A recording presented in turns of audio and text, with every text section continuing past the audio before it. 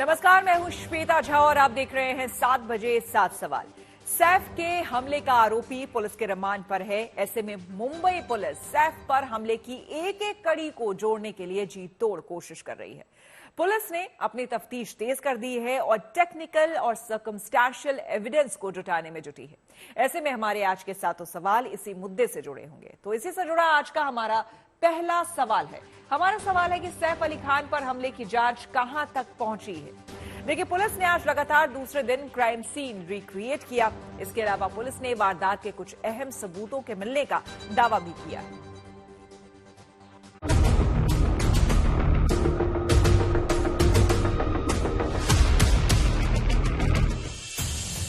सैफ अली खान हमले की तफ्तीश में तेजी।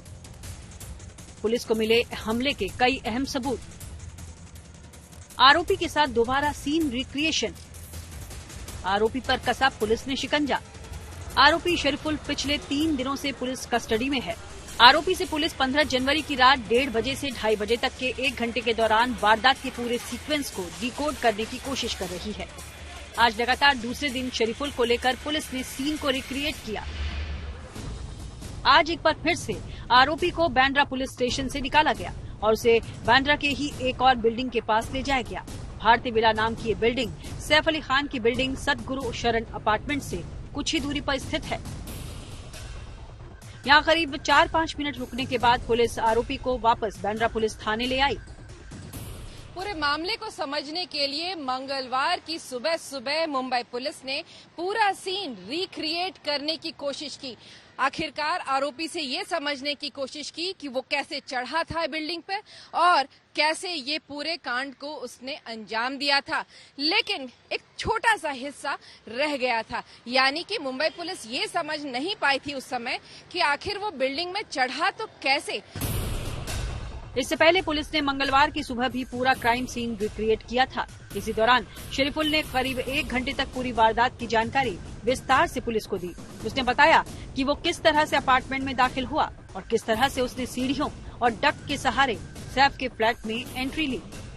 पहले जो उन्होंने रेकी की थी तो उसमें तो वो उसको घर के पास से लेके गए, ऊपर तक ले गए। ऊपर में जहां पर कि हमला हुआ था, सैफ ने जहां जकड़ लिया था उसको, फिर उस तरह से उसने हमला कैसे किया, ये तमाम बातों पर डिस्कशन हुआ था। और मुंबई पुलिस ने समझने की जो कोशिश की थी वो हमला कैसे हुआ था इस पर ज्यादा कॉन्सेंट्रेट कर रहे थे। इस बीच पुलिस ने दावा किया है कि उसने वारदात के बेहद अहम सबूतों को बरामद किया है। पुलिस सूत्रों के अनुसार उसने आरोपी के खून से सने वो कपड़े बरामद कर लिए हैं जिसे आरोपी ने वारदात वाले दिन पहने रखा था। इस कपड़े पर सैफ के खून के दाग मिले हैं। पुलिस ने अब इस कपड़े को एफएसएल जांच के लिए भेजा है। सैफ अली खान केस में पुलिस ने आरोपी को तो पकड़ लिया है, लेकिन इस केस को और भी वाटर टाइट बनाने के लिए कई सबूतों की जरूरत पुलिस को लगेगी, जिसमें वेपन को रिलेटेड एक सवाल ये है कि फिंगरप्रिंट्स जो पाए गए हैं उस वेपन पे क्या वो इस आरोपी शरीफुल के फिंगरप्रिंट से मैच होते हैं। ये जो नाइफ है वो कहां से लाया था, या घर से उसको नाइफ मिली या फिर वो नाइफ कहीं से कैरी कर रहा था। पुलिस के मुताबिक उसने आरोपी का वो बैग भी बरामद कर लिया है जिसे लेकर वो सैफ की बिल्डिंग में दाखिल हुआ था। पुलिस को वारदात वाली जगह से एक कैप भी मिली है। ये टोपी जेह के कमरे से मिली है। आरोपी सबसे पहले जेह के कमरे में ही दाखिल हुआ था। पुलिस सूत्रों के अनुसार टोपी में कुछ बाल मिले हैं जिनको एफएसएल में डीएनए एनालिसिस के लिए भेजा गया है। सैफ अली खान पर हुए हमले के केस में पुलिस ने आरोपी के शरीफुल इस्लाम के वो कपड़े जो उसने उस रात हादसे के वक्त पहने थे वो बरामद कर लिए हैं। इसके अलावा जो टोपी उसने पहनी थी वो जहांगीर के रूम से ही बरामद की गई है। पुलिस ने जिस आरोपी को पकड़ा है और जिस आरोपी की तस्वीर सीसीटीवी में कैद हुई है, उन दोनों के एक होने पर भी सवाल खड़े हो रहे हैं। लेकिन पुलिस का दावा है कि टेक्निकल और सर्कमस्टेंशियल एविडेंस के मुताबिक आरोपी शरीफुल के वारदात के दौरान वहां रहने के सबूत मिले हैं। पुलिस के मुताबिक उसने सैफ के घर से 19 फिंगरप्रिंट कलेक्ट किए हैं और मुंबई पुलिस का दावा है कि क्राइम सीन के कई हिस्सों से आरोपी शरीफुल के फिंगरप्रिंट मिले हैं। बहुत से फिंगरप्रिंट्स भी लिए गए हैं, पाइप से, डक्ट से, खिड़की से, जो रूम का दरवाजा का हैंडल था उस पर से फिंगरप्रिंट्स लिए गए हैं और ये सब अब जांच के लिए जो केस शरीफुल इस्लाम के खिलाफ चलाया जाएगा उसमें ये इस्तेमाल होना है। पुलिस के पास अभी 2 दिनों तक शरीफुल की रिमांड और है और पुलिस चाहती है कि वो इस दौरान इस वारदात के पूरे सबूत इकट्ठा कर ले, जिससे इस पूरे मामले को वाटर टाइट केस बनाकर अदालत में पेश कर शरीफुल को दोषी साबित किया जा सके। मुंबई से विद्या और दिव्येश सिंह के साथ bureau report, good news today.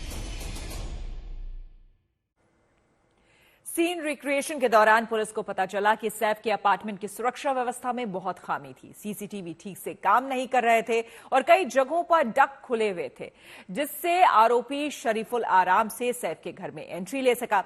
इसी से जुड़ा हमारा दूसरा सवाल है। हमारा सवाल है कि क्या अपार्टमेंट की सुरक्षा में लापरवाही सैफ पर पड़ गई भारी?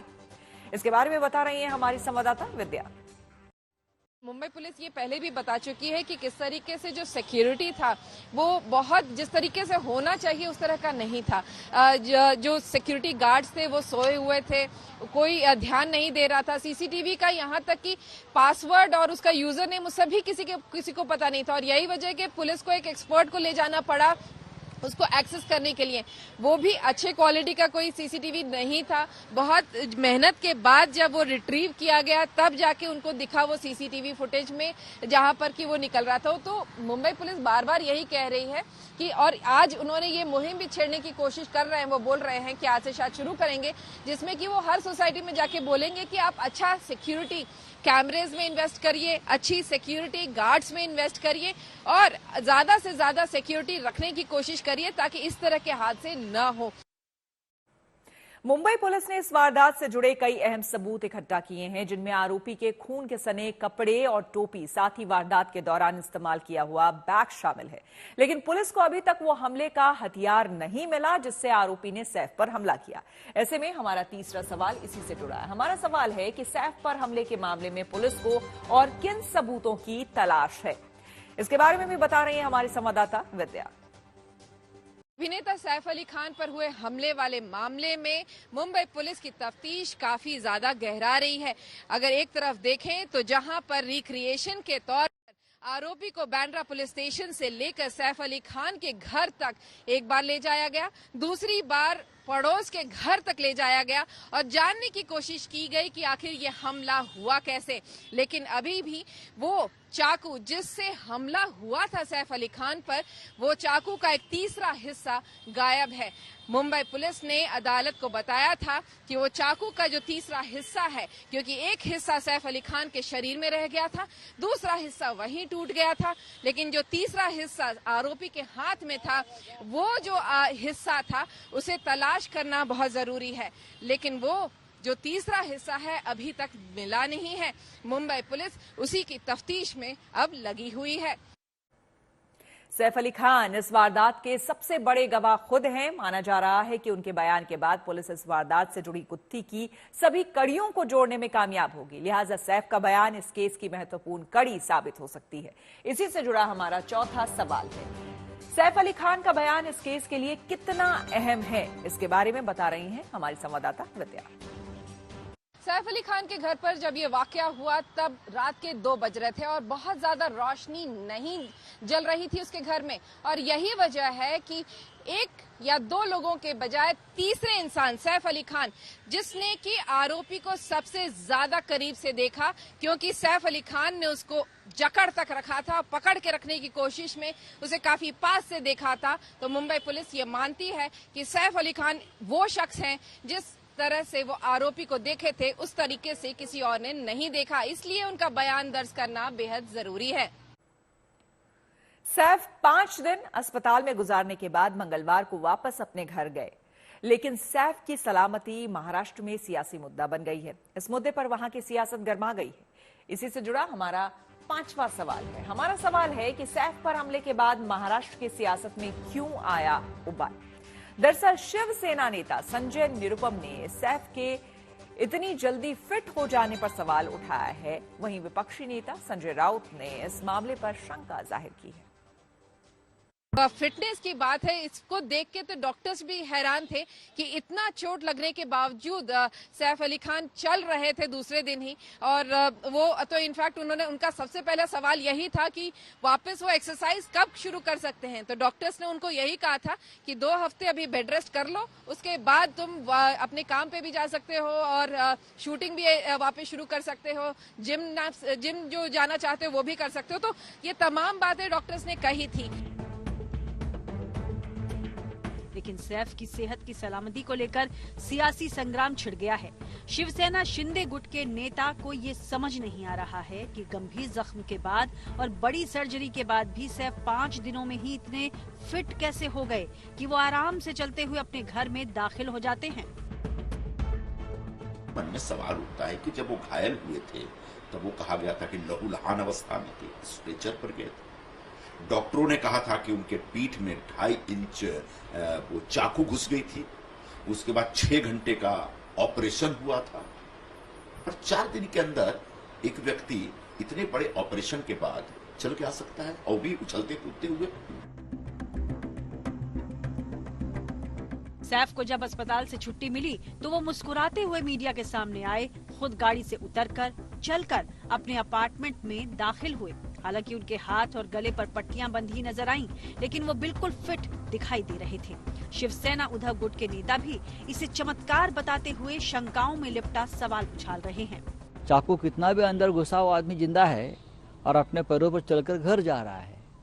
ये हमारी लीलावती अस्पताल के डॉक्टरों की एक चमत्कार किया वो लोगों ने, ऐसा लगता है मुझे। दरअसल सैफ की सेहत को लेकर सियासत का भी खेल चल रहा है। शिवसेना नेता संजय निरुपम केवल सैफ की रिकवरी पर ही सवाल नहीं उठा रहे, बल्कि वो सैफ के बहाने अपनी ही सरकार की कानून व्यवस्था पर भी सवाल उठा रहे हैं। यहाँ ये बताना जरूरी है कि गृह मंत्रालय मुख्यमंत्री देवेंद्र फडणवीस के हाथ में है। हालांकि संजय निरुपम के इस बयान को निजी बताकर शिवसेना ने पल्ला झाड़ लिया। हमारे मन में सवाल उठता है कि साहब जब जो अभियुक्त है उसका सीसीटीवी फुटेज आप रिलीज कर रहे हैं, तो जो सैफ अली खान तथा कथित तौर पर लहूलुहान अवस्था में उतरे थे वो सीसीटीवी फुटेज कहाँ है? सचमुच 16 तारीख की रात को हुआ क्या है? सैफ की सेहत पर मचे घमासान के बीच अभिनेता को डॉक्टरों ने सुझाव दिया है कि उन्हें पूरी तरह से ठीक होने के लिए कुछ दिन और आराम करने की जरूरत है। इस बीच सैफ ने मंगलवार को ऑटो ड्राइवर भजन लाल से भी मुलाकात की। ड्राइवर भजन लाल ही सैफ को घायल स्थिति में लेकर अस्पताल पहुंचे थे। जी वही थैंक यू बोलने के लिए बुलाया था। बोला बहुत बहुत धन्यवाद आपका, जो भी है मेरे साथ अच्छा ही किया, मेरे को टाइम पे पहुंचा दिए। गले मिले, 1-2 सेल्फी भी खींचा गया, फोटो खींचा गया। इस बीच सैफ अली खान के घर की सुरक्षा को चाक चौबंद कर दिया गया है, जिससे इस तरह की वारदातों से बचा जा सके। मुंबई से विद्या और मुस्तफा शेख के साथ bureau report, good news today. Police ने खुलासा किया है कि सैफ पर हमले का आरोपी शरीफुल बांग्लादेशी घुसपैठिया है और करीब 7 महीने पहले वो सुरक्षा एजेंसियों की आंखों में धूल झोंककर भारत में दाखिल हुआ था। आरोपी के बांग्लादेशी होने के बाद महाराष्ट्र में सियासी संग्राम छिड़ गया है। इसी से जुड़ा हमारा छठा सवाल है। हमारा सवाल है कि आरोपी के बांग्लादेशी कनेक्शन पर क्यों हो रहा घमासान। दरअसल आरोपी के बांग्लादेशी घुसपैठिए की वजह से विपक्ष को सरकार को घेरने का मौका मिल गया है।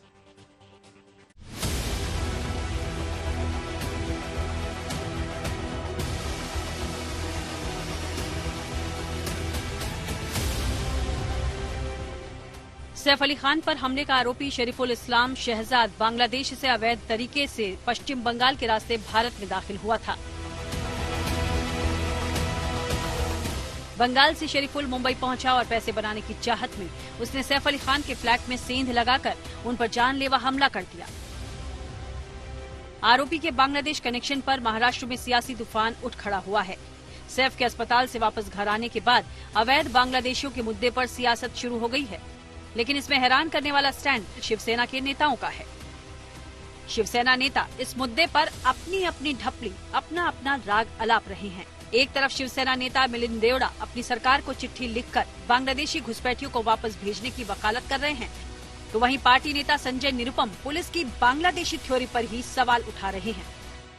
मैंने महाराष्ट्र के मुख्यमंत्री देवेंद्र फडणवीस जी को एक लेटर लिखा है, उनसे निवेदन किया है इस लेटर के माध्यम से कि जल्द से जल्द केंद्र सरकार के साथ महाराष्ट्र सरकार को भी मुंबई और metropolitan region, Mumbai metropolitan region का मतलब मुंबई नहीं है, नवी मुंबई भी हो सकता है, जहां भी कोई इलीगल बांग्लादेशी इस रीजन में है उसका एक जल्द से जल्द एक ऑडिट किया जाना चाहिए। ये हमारे राष्ट्रीय सुरक्षा, मुंबई की लोकल सिक्योरिटी का एक बहुत बड़ा मुद्दा है और उसके साथ साथ जल्द से जल्द ऐसे लोगों को डिपोर्ट किया जाना चाहिए। हमने डिमांड की है कि मुंबई पुलिस तत्काल ऐसे बांग्लादेशियों के खिलाफ कार्रवाई करे, लेकिन क्या वो बांग्लादेशी सचमुच अभियुक्त है? इस पूरे प्रकरण के ऊपर खुलासा होना चाहिए और ये सारा खुलासा सही मायने में सैफ अली खान और करीना खान दोनों को करना पड़ेगा, क्योंकि वो लोग सामान्य व्यक्ति नहीं है। सिर्फ उनके फैंस का सवाल नहीं है कि उनके फिल्मों के प्रशंसक हैं, ये पूरे देश के एक प्रतिष्ठित परिवार से जुड़े लोग हैं, तो उनको सामने आकर के बताना पड़ेगा कि उस रात एग्जैक्टली हुआ क्या। जबकि शिवसेना शिंदे गुट के मुखिया और महाराष्ट्र के डिप्टी सीएम एकनाथ शिंदे का कहना है कि उनकी सरकार बांग्लादेशियों को किसी भी कीमत पर छोड़ेगी नहीं। ये मुंबई सुरक्षित रखना, महाराष्ट्र सुरक्षित रखना हमारी सरकार की जिम्मेदारी है और मुख्यमंत्री महोदय जी ने शुरुआत में ही निर्णय जो लिए हैं और उसके मुताबिक इसका तपास चल रहा है और जो भी हो उसको छोड़ेंगे। दरअसल पश्चिम बंगाल में आसानी से एंट्री लेने वाला शरीफुल मुंबई शहर में करीब 6 महीने पहले दाखिल हुआ। यहाँ मुंबई में उसने कई जगहों पर छोटे मोटे काम किए, लेकिन जब यहाँ उसका गुजारा नहीं हुआ तो उसने घरों में सेंधमारी करने का फैसला लिया और सैफ के फ्लैट में दाखिल हो गया। पकड़े जाने के बाद उसने मुंबई पुलिस को बरगलाने की पूरी कोशिश की, लेकिन जब पुलिस ने उससे सख्ती से पूछताछ की तो उसके बांग्लादेशी होने की पुष्टि हो गई। अब विपक्षी दल मुंबई में बांग्लादेशी घुसपैठियों को लेकर सवाल उठा रहे हैं, तो वहीं सत्ताधारी दल विपक्ष के नेताओं पर उंगली उठा रहे हैं। ये जिम्मेदारी देश के गृह मंत्रालय की है। चुनाव आता है तो ये मुद्दा आप क्यों उठाते हो? 10 साल से तो आपकी सरकार है, 10 साल से अमित शाह जी की गृह मंत्रालय में चलती है या महाराष्ट्र में भी सरकार चल रही है। घुसपैठी बांग्लादेशी पश्चिम बंगाल और बांग्लादेश की सीमा से आ रहे हैं और इन्हीं की लाडली ममता है जो वहां पर सिक्योरिटी फोर्स को तैनात करने से विरोध कर रही है। अगर आदित्य को इतना ही अगर घुसपैठियों को रोकना है तो बोल क्यों नहीं देते ममता को? मुंबई में घुसपैठिए सुरक्षा के लिए गंभीर खतरा बनते जा रहे हैं। ऐसे में जरूरत है इस मुद्दे पर कार्रवाई करने और उपाय निकालने की, लेकिन उसकी जगह सियासत हो रही है। मुंबई से मुस्तफा शेख के साथ bureau report, good news today. Saif पर हमले की जांच तेजी से आगे बढ़ रही है, लेकिन इसी बीच सरकार ने इस मामले की जांच कर रहे जांच अधिकारी को बदल दिया है। अब इस केस की जांच सुदर्शन गायकवाड़ की जगह अजय लिंगनुरकर को सौंपी गई है। हालांकि जांच अधिकारी को बदलने की कोई खास वजह नहीं बताई गई है। इसी से जुड़ा हमारा 7वां और आखिरी सवाल। हमारा सवाल है कि जांच अधिकारी के बदले जाने से केस की जांच पर क्या पड़ेगा असर? इसके बारे में बता रहे हैं हमारे संवाददाता दिव्येश सिंह। सैफ अली खान पर हुए हमले के केस की जांच अधिकारी को बदला गया है। पहले पीआई सुदर्शन गायकवाड़ इस केस की जांच कर रहे थे, अब उन्हें हटाकर ये केस पीआई लिंगनुरकर को दिया गया है। हटाने की क्या वजह थी वो वरिष्ठ पुलिस अधिकारी नहीं बता रहे हैं, पर उनका कहना यह है कि इससे केस की जांच पर कोई भी असर नहीं होगा। ये एक इंटरनल अरेंजमेंट है। वजह हटाने की सुदर्शन गायकवाड़ या फिर पहले के जो जांच अधिकारी थे उन्हें क्यों हटाया गया, इस बारे में कोई भी अधिकृत जानकारी वरिष्ठ अफसर नहीं दे रहे हैं। तो इसी के साथ 7 बजे 7 सवाल में मेरे यानी कि श्वेता झा के साथ फिलहाल इतना ही। देश दुनिया की तमाम पॉजिटिव खबरों के लिए देखते रहिए गुड न्यूज टुडे।